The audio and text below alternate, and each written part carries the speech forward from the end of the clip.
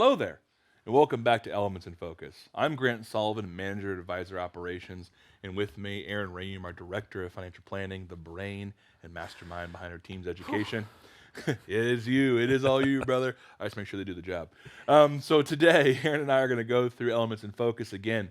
Today we're going to focus on tax planning. So for those of you who are just joining us for the first time, what Aaron and I do inside of Elements in Focus is we walk through our 5 critical elements one at a time, and we try to give you little snack bites of information that you can use to improve your situation today.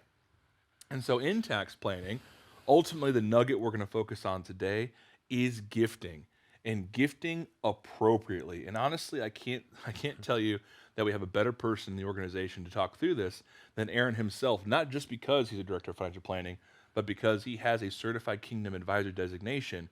And in that designation, they do a lot of planning and they have a very strong emphasis on gifting the right way. So Aaron, tee up for this, my friend. So when it comes to tax planning, what do we mean by gifting appropriately?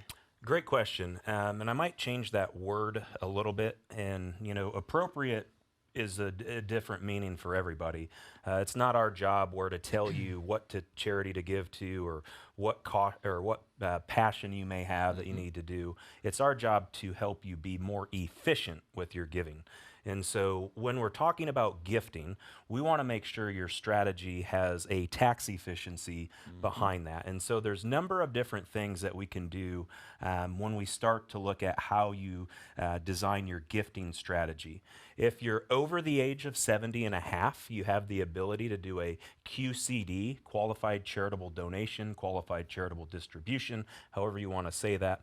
That is where you can give part of your required minimum distribution up to $100,000 to any charity. Now, you don't get a tax deduction for it.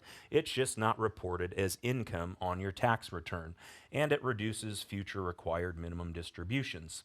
If there is a stock that you purchase, maybe you purchased Amazon stock right around its existence and you've got a lot of appreciation inside of that stock.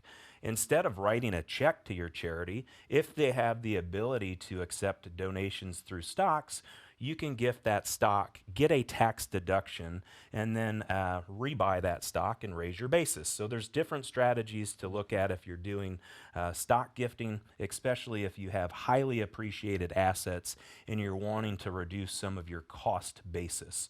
Another way to be able to gift would be through a donor-advised fund. Maybe you were blessed enough to have a successful business and that business was for sale and you sold it for a 7-figure number. I'm just making stuff up. But with that business sale can come a lot of tax liability. One of the ways to offset some of that tax liability is through a donor advised fund, DAF. You could make a large donation into the donor advised fund that year, offsetting some of the taxes owed for that business sale, and you can use that donor advised fund for future giving. There are numerous ways to plan around gifting. Our job is to not make you bigger givers, but to make you better givers, and I mean more tax efficient with your strategies. Thank you for sharing, Aaron. Another thing when it comes to tax planning is gifting not necessarily just to charitable institutions or charity-based institutions, but to family. And why would you do that? Well, as an example, maybe you have an adult child who has very low income because of certain circumstances, etc., retirement. Gifting them highly appreciated stock out of a non-retirement account and having them sell that could result in little to no federal income tax too. One other point to make around gifting strategy, and I see this happen a lot as you're transitioning into your life after work. People are accustomed to giving out of their income.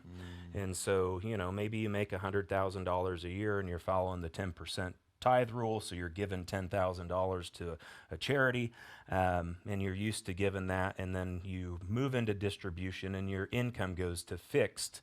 And so what people continue to do is gift off that income, and maybe they've got a large asset pool that you can use. So there's different ways that we can continue to look at that, but a lot of people slow down their giving when they start to move into a more fixed income.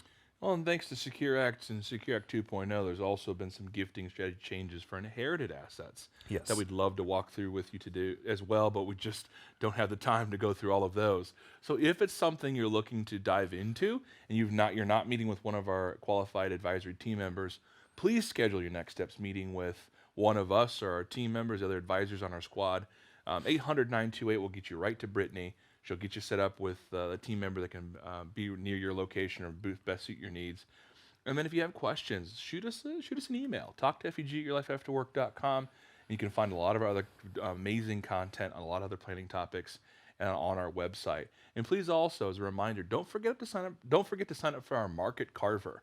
That's where Adam Harder and Andrew Thrasher, our Chief Investment Officer and Chartered Market Technician, go through what's going on economically and market-wise so you can be better informed on the holistic pieces of your financial picture. So again, we appreciate everything, we appreciate you being with us in our time today. Aaron did a phenomenal job in gifting. Thank you, my friend. Welcome. And we look forward to seeing you in the next one.